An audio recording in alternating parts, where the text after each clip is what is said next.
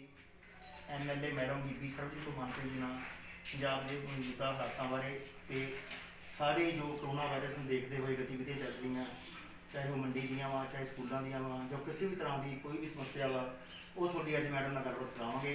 ਆਓ ਤੁਹਾਡੀ ਮੈਡਮ ਨਾਲ ਗੱਲਬਾਤ ਕਰਾਈਏ।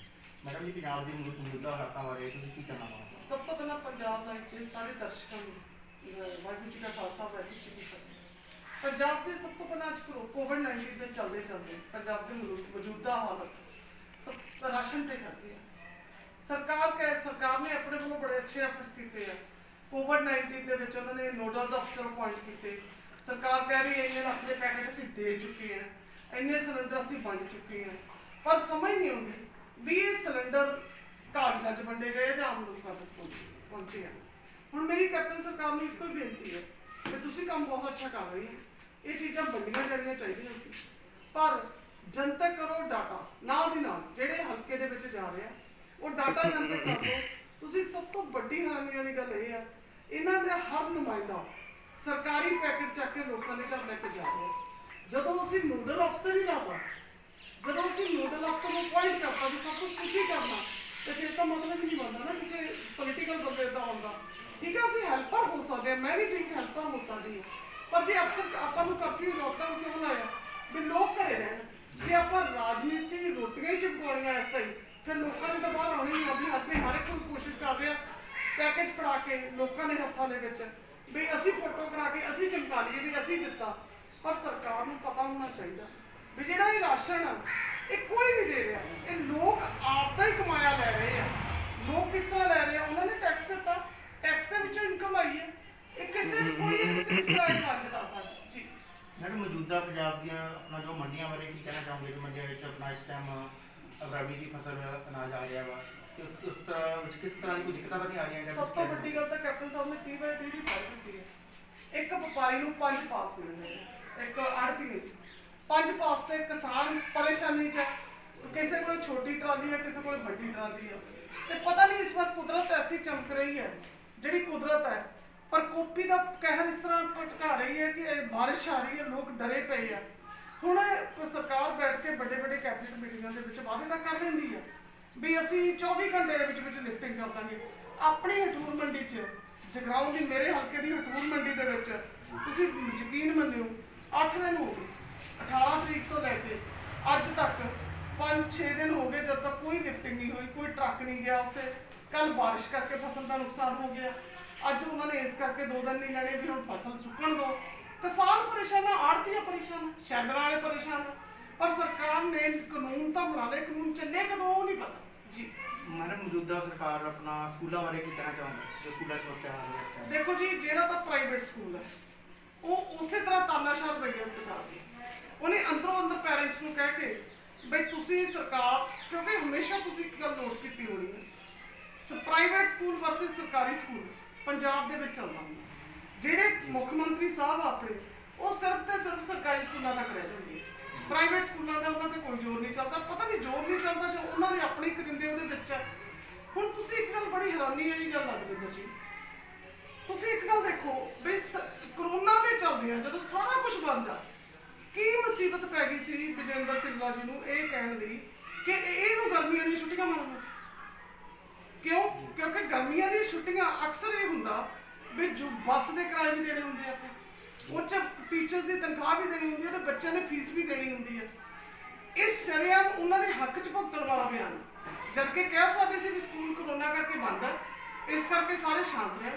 ਕਿਤਾਬਾਂ ਦਾ ਮੇਰੇ ਜਗਰਾਉਂ ਦੇ ਵਿੱਚ ਇੱਕ ਦੀ ਪ੍ਰੋਬਲਮ ਆਈ ਸੀ ਇਸ ਤਰ੍ਹਾਂ ਦੀ ਫੀਸਾਂ ਦੀ, ਮੈਂ ਤਾਂ ਸਟ੍ਰਿਕਟਲੀ ਹੈਂਡਲ ਕਰਕੇ ਰੋਕਤਾ। ਹੁਣ ਪੰਜਾਬ ਦੇ ਵਿੱਚੋਂ ਵੀ ਜਿੱਥੋਂ ਫੋਨ ਆਏ ਆ, ਮੈਂ ਉਹਨਾਂ ਨੂੰ ਵੀ ਪ੍ਰਿੰਸੀਪਲਸ ਨਾਲ ਗੱਲ ਕਰਕੇ ਰੋਕਤਾ ਜੀ। ਮੈਡਮ, ਜੋ ਮੌਜੂਦਾ ਚਰਚਾ ਹੋ ਰਹੀ ਹੈ ਸ਼ਹਿਰ ਵਿੱਚ ਵੀ ਸਕੂਲ ਬੰਦ ਆ, ਸਭ ਕੁਝ ਬੰਦ ਆ, ਤੇ ਸਕੂਲਾਂ ਦੇ ਫੀਸਾਂ ਵਗੈਰਾ ਲੈਣਗੇ, ਕਿਸ ਤਰ੍ਹਾਂ ਉਸ ਤਰ੍ਹਾਂ ਕੀ ਕਹਿਣਾ ਚਾਹੋਗੇ ਤੁਸੀਂ? ਸਾਰਾ ਕੁਝ ਵੀ ਉਹਦੇ ਵਿੱਚ ਕੀ ਕਹਿਣਾ ਚਾਹੋਗੇ? ਫੀਸਾਂ ਵਗੈਰਾ ਜੋ ਸਕੂਲ ਬੰਦ ਆ ਛੁੱਟੀਆਂ ਕਰੋਨਾ ਕਰਕੇ, ਉਹਦੀ ਫੀਸ ਵਗੈਰਾ ਤਾਂ ਨਹੀਂ ਦਿੱਤੀ ਜਾਊਗੀ ਕੁਛ ਵੀ? ਜਾਂ ਦੇਖੋ ਮੇਰੀ ਗੱਲ ਸੁਣੋ, ਫੀਸ ਮਾਫ ਤਾਂ ਨਹੀਂ ਹੋਈ ਜੋ ਮੈਂ ਕਹਿਣਾ ਚਾਹੁੰਦੀ ਹਾਂ, ਪਰ ਕਿਸ਼ਤਾਂ ਹੋਊਗੀ, ਪੈਰੈਂਟਸ ਤੇ ਬੋਝ ਨਹੀਂ ਪਏ, ਸਿਲੇਬਸ ਵੀ ਘਟੇਗਾ। ਇਹ ਘਟਾਉਣਾ ਵੀ ਚਾਹੀਦਾ ਕਿਉਂਕਿ ਸਾਡੀ ਡਿਊਟੀ ਬਣਦੀ, ਅਸੀਂ ਬੱਚਿਆਂ ਨੂੰ ਪ੍ਰੋਟੈਕਟ ਕਰੀਏ। ਤੁਹਾਨੂੰ ਇੱਕ ਗੱਲ ਬੜੀ ਹੈਰਾਨੀ ਵਾਲੀ ਗੱਲ ਦੱਸਦੀ ਹਾਂ ਇਹਦੇ ਵਿੱਚ, ਸਰਕਾਰ ਟੀਚਰਸ ਨੂੰ VNO ਬਣਾ ਕੇ ਘਰ ਘਰ ਰਾਸ਼ਨ ਵੰਡਣ ਤਾਂ ਲਾ ਸਕਦੀ ਹੈ, ਪਰ ਸਰਕਾਰੀ ਸਕੂਲ ਦੇ ਬੱਚਿਆਂ ਨੂੰ ਕਿਤਾਬਾਂ ਨਹੀਂ ਵੰਡ ਸਕਦੀ। ਇਹ ਮਨਸ਼ਾ ਕੀ ਹੈ ਕਿ ਲੋਕ ਆਪਣੇ ਆਪ ਸਰਕਾਰ ਦੀ ਜ਼ਿੰਮੇਵਾਰੀ ਤੋਂ ਭੱਜ ਰਹੇ। ਜੇ ਆਪਣੇ ਹੁਣ ਜਿਹੜੇ ਸਰਕਾਰੀ ਸਕੂਲਾਂ ਦੇ ਬੱਚੇ ਆ 90% ਬੱਚੇ ਐਸੇ ਹੁੰਦੇ ਆ ਜਿਹੜੇ ਕਿਤਾਬ ਪ੍ਰੋਵਾਈਡ ਹੀ ਨਹੀਂ ਕਰ ਸਕਦੇ। ਪੋਰਟਲ ਦੇਤਾ ਬੱਚਿਆਂ ਨੂੰ ਵੀ ਕਢਾ ਲਓ, ਕਿੱਥੋਂ ਕਢਾਉਣਾ ਜਦੋਂ ਦੁਕਾਨਾਂ ਬੰਦ ਆ, ਸਾਰੇ ਨੈਟ ਕੈਫੇ ਬੰਦ ਆ, ਤੇ ਬੱਚਿਆਂ ਨੂੰ ਆਡੀਓ ਬੱਚੇ ਕਿੱਥੋਂ ਸੁਣਨਗੇ? ਤੁਸੀਂ ਬੱਚਿਆਂ ਨੂੰ ਟੀਚਰ ਨੂੰ ਵੀਰ ਲਓ, ਤੁਹਾਡੇ ਰਾਸ਼ਨ ਵੰਡਣ ਜਾ ਸਕਦੇ ਆ, ਕੀ ਗੱਲ ਕਿਤਾਬਾਂ ਦੇ ਪੈਕੇਟ ਬਣਾਉਂਦੇ ਨੇ ਕਰੋਨਾ ਪੈਂਦਾ। ਇਹ ਸਰਕਾਰ ਖੁਦ ਹੀ ਡਿਸੀਜ਼ਨ ਐਸੇ ਲੈ ਲੈਂਦੀ ਹੈ ਜਿਹਨਾਂ ਪੈਰੈਂਟਸ ਤੇ ਬੱਚੇ ਦੋਨੇ ਦੁਚਿੱਤੀ ਚ ਫਸ ਜਾਂਦੇ। मैडम एक गल होर पूछना चाहूँगा लास्ट से मेरा अंतिम सवाल कि व्यापारी वर्ग इस टाइम बहुत ज़्यादा परेशान है, उसके नाल मिडल वर्ग भी बहुत ज़्यादा परेशान आ। वो संग का किसी को कुछ कह नहीं सकता भी वो पिछया जा रहा है, ना तो किसी ने कुछ कह सकता। अमीर जो लोग अपना चला रहे हैं अपनी जगह, जो गरीब तबका वा उसकी मदद भी हो रही है, जो इस टाइम पिस रहा है वो सब तो वध मिडल।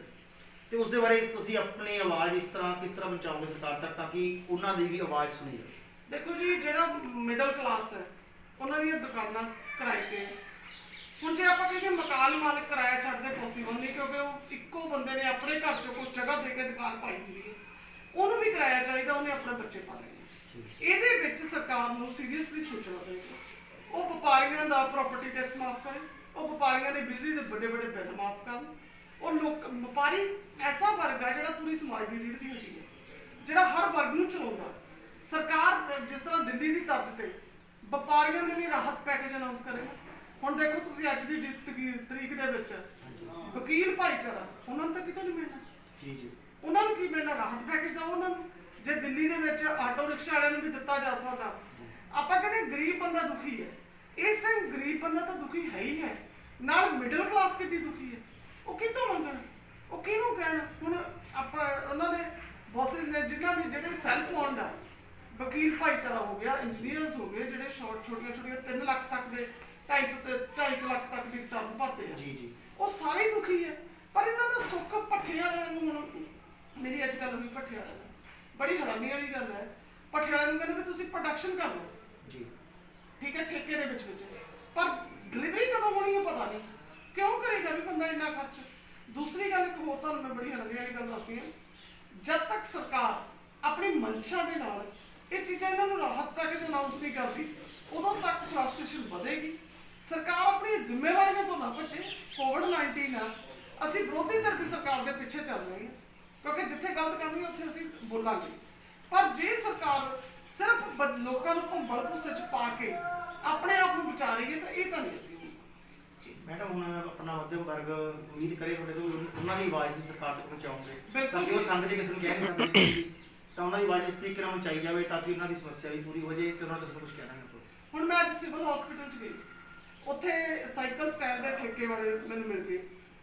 ਠੀਕ ਹੈ, ਮੈਂ ਆਪਾਂ ਆਮ ਲੋਕ ਕਹਿੰਦੇ ਵੀ ਦਵਾਈ ਫ੍ਰੀ ਦੀ ਹੈ, ਠੇਕਾ ਮਾਫ ਕਰ ਦਿਓ, ਪਰ ਉਹ ਮਾਫ ਤਾਂ ਹੀ ਕਰਨਗੇ ਜੇ ਸਰਕਾਰ ਉਹਨਾਂ ਨੂੰ ਸਹਾਇਤਾ ਦੇਵੇ ਵੀ ਤੁਹਾਡਾ ਠੇਕਾ ਐਕਸਟੈਂਡ ਕਰ ਦਾਂਗੇ, ਤੁਹਾਨੂੰ ਕਿਸ਼ਤ ਨਹੀਂ ਦੇਣੀ ਪੈਣੀ। ਜੇ ਟੋਲ ਪਲਾਜ਼ੇ ਬੰਦ ਕਰ ਸਕਦੀ ਹੈ ਸਰਕਾਰ, ਮਾਈਨਿੰਗ ਬੰਦ ਕਰ ਸਕਦੀ ਹੈ, ਤਾਂ ਇਹ ਕਿਉਂ ਨਹੀਂ ਬੰਦ ਹੋਣੀ? ਹੁਣ ਜਿਹੜਾ ਰਾਹਤ ਪੈਕੇਜ ਵਾਲੀ ਗੱਲ ਹੈ, ਇਹ ਸਾਡੀ ਪਾਰਟੀ ਦੇ ਪ੍ਰਧਾਨ ਨੇ ਆਲਰੇਡੀ ਇਸ ਨੂੰ ਅੱਗੇ ਕਰ ਲਿਆ। ਠੀਕ ਹੈ, ਅਸੀਂ ਦਿੱਲੀ ਦੀ ਤਰਤਬਾਨ ਦਿੱਲੀ ਵਾਂਗ ਤਾਂ ਇੱਥੇ ਕੰਮ ਨਹੀਂ ਕਰ ਸਕਦੇ ਕਿਉਂਕਿ ਸਾਡੀ ਸਰਕਾਰ ਹੋਈ, ਅਸੀਂ ਕਰਕੇ ਵੀ ਦਿਖਾਵਾਂਗੇ, ਕੰਮ ਉਦੋਂ ਵਧੀਆ ਕਰਕੇ ਦਿਖਾਵਾਂਗੇ ਕਿਉਂਕਿ ਪੰਜਾਬ 'ਚ ਹਾਲਾਤ ਬਹੁਤ ਵਧੀਆ ਨੇ, ਸਵੱਲੇ ਹਾਲਾਤ ਆ ਪੰਜਾਬ 'ਚ ਦਿੱਲੀ ਨਾਲੋਂ। ਦਿੱਲੀ ਦੀ ਆਬਾਦੀ ਤਾਂ ਜ਼ਿਆਦਾ, ਸਾਡੀ ਤਾਂ ਘੱਟ ਆ, ਉਦੋਂ ਅਸੀਂ ਆਰਾਮ ਨਾਲ ਸੌਖਾ ਕਰ ਸਕਦੇ ਹਾਂ।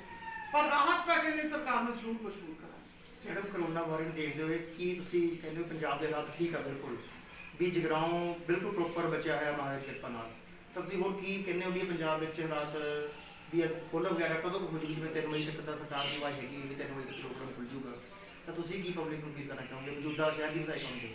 ਮੇਰਾ ਜਗਰਾਉਂ ਤਾਂ ਮਹਾਂਪੁਰਸ਼ਾਂ ਦੇ ਨਾਲ ਆਸ਼ੀਰਵਾਦ ਨਾਲ ਮਤਲਬ ਉਹਦੇ ਕਰਕੇ ਬਚਿਆ ਹੋਇਆ, ਕਿਉਂਕਿ ਇੱਥੇ ਬਾਬਾ ਲੱਭੇ ਸ਼ਾਹ ਜੀ ਆ, ਇੱਥੇ ਮੋਹਕਮਦੀਨ ਜੀ ਆ, ਇੱਥੇ ਬਾਬਾ ਨੰਦ ਸਿੰਘ ਜੀ ਆ, ਇੱਥੇ ਜੈਨ ਧਰਮ ਦੀ ਪੰਜਾਬ ਦੀ ਨੰਬਰ 1 ਜਿੱਥੋਂ ਹਰ ਧਰਮ ਨੂੰ ਸੁਰੱਖਿਆ ਵੀ ਮਿਲਦੀ ਹੈ, ਸਿੱਖਿਆ ਵੀ ਮਿਲਦੀ ਹੈ ਤੇ ਸਿਕਿਉਰਿਟੀ ਵੀ ਮਿਲਦੀ ਹੈ।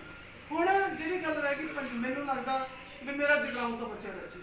ਪਰਮਾਤਮਾ ਜ਼ਰੂਰ ਬਖਸ਼ਿਸ਼ ਕਰੇਗਾ। ਆਪ ਆਪਣੇ ਭਗਤਾਂ ਦੇ ਸਿਰ ਤੇ ਜਿਹੜਾ ਜਾ ਕੇ ਮੱਥਾ ਟੇਕਦੇ, ਪੰਜਾਬ 'ਚ ਦੂਰੋਂ ਦੂਰੋਂ ਲੋਕ ਇੱਥੇ ਆਪਣੀਆਂ ਸ਼ਰਧਾ ਨਾਲ ਆਉਂਦੇ ਆ ਤੇ ਝੋਲੀਆਂ ਭਰ ਕੇ ਜਾਂਦੇ ਆ। ਸਾਡੀ ਜਗਰਾਉਂ ਦੀ ਝੋਲੀ ਖਾਲੀ ਨਹੀਂ ਹੋ ਸਕਦੀ। ਪਰ ਜਿੱਥੋਂ ਤੱਕ ਪੰਜਾਬ ਦੇ ਹਾਲਾਤ ਆ, ਪੰਜਾਬ ਦੇ ਹਾਲਾਤ ਮਾੜੇ ਜਾ ਰਹੇ ਨੇ। ਜਿਹੜੀ ਬੰਦ ਦੀ ਗੱਲ ਹੈ, ਬੰਦ ਲੋਕਾਂ ਦੀ ਜ਼ਰੂਰਤ ਹੈ। ਕਿਉਂ ਜ਼ਰੂਰਤ ਹੈ? ਕਿਉਂਕਿ ਇੱਕ ਦੂਜੇ ਤੋਂ ਨਾ ਹੋਵੇ, ਉਸ ਚੀਜ਼ ਨੂੰ ਸਾਨੂੰ ਰੋਕਣਾ ਪੈਣਾ। ਮੈਂ ਅਸੀਂ ਮੁੱਖ ਮੰਤਰੀ ਸਾਹਿਬ ਜੀ ਦੇ ਨਾਲ ਤੱਕ ਜਦ ਤੱਕ ਉਹ ਲੋਕਾਂ ਦੇ ਹਿੱਤ 'ਚ ਕੰਮ ਕਰਨਗੇ, ਅਸੀਂ ਉਹ 3 ਮਈ ਤੋਂ ਬਾਅਦ ਜੇ ਐਕਸਟੈਂਡ ਵੀ ਕਰਨਗੇ ਅਸੀਂ ਖੜਾਂਗੇ, ਕਿਉਂਕਿ ਇਹ ਲੋਕਾਂ ਦੀ ਸਿਹਤ ਦਾ ਮਾਮਲਾ। ਪਰ ਜੇ ਉਹਨਾਂ ਦੀ ਮਨਸ਼ਾ ਕੁਝ ਹੋਰ ਹੋਈ ਤਾਂ ਅਸੀਂ ਵਿਰੋਧ ਵੀ ਕਰਾਂਗੇ। ਦੇਖਿਆ ਜਗਰਾਉਂ ਤੋਂ ਮੌਜੂਦਾ ਵਿਧਾਇਕਾ ਬੀਬੀ ਸਰਬਜੀਤ ਮਾਨ ਕੇ ਜਿਨ੍ਹਾਂ ਥੋੜੀ ਅਸੀਂ ਗੱਲਬਾਤ ਕਰਾਈ, ਉਹਨਾਂ ਨੇ ਆਪਣੇ ਵਿਚਾਰ ਕੋਰੋਨਾ ਵਾਇਰਸ ਨੂੰ ਦੇਖਦੇ ਹੋਏ ਮੱਧਮ ਵਰਗ ਬਾਰੇ, ਵਪਾਰੀਆਂ ਬਾਰੇ, ਸਕੂਲ ਦੀ ਫੀਸਾਂ ਬਾਰੇ, ਸਕੂਲ ਦੀ ਕਿਤਾਬਾਂ ਬਾਰੇ, ਇਵਨ ਤੱਕ ਜਗਰਾਉਂ ਮੰਡੀਆਂ ਬਾਰੇ, ਸਭ ਬਾਰੇ ਉਹਨਾਂ ਨੇ ਆਪਣੇ ਆਪਣੇ ਵਿਚਾਰ ਰੱਖੇ ਤੇ ਆਪਣਾ ਪਬਲਿਕ ਤੋਂ ਉਹਨਾਂ ਨੇ ਸ਼ਾਂਤ ਰਹਿਣ ਦੀ ਅਪੀਲ ਦਿੱਤੀ ਕਿ ਕੋਰੋਨਾ ਮਹਾਮਾਰੀ ਠੀਕ ਹੈ ਵਿਸ਼ਵ ਭਰ ਵਿੱਚ ਚਾਹੇ ਫੈਲ ਰਹੀ ਹੈ, ਇੰਡੀਆ ਵਿੱਚ ਵੀ ਉਸਦਾ ਕੁਝ ਹੱਦ ਤੱਕ ਜਾਰੀ ਹੈ, ਪਰ ਹੋਰ ਦੇਸ਼ਾਂ ਨਾਲੋਂ ਇੰਡੀਆ ਵਿੱਚ ਇਸ ਦੀ ਮਹਾਮਾਰੀ ਦੀ ਜਿਹੜੀ ਚਪੇਟ ਆ ਘੱਟ ਹੈ।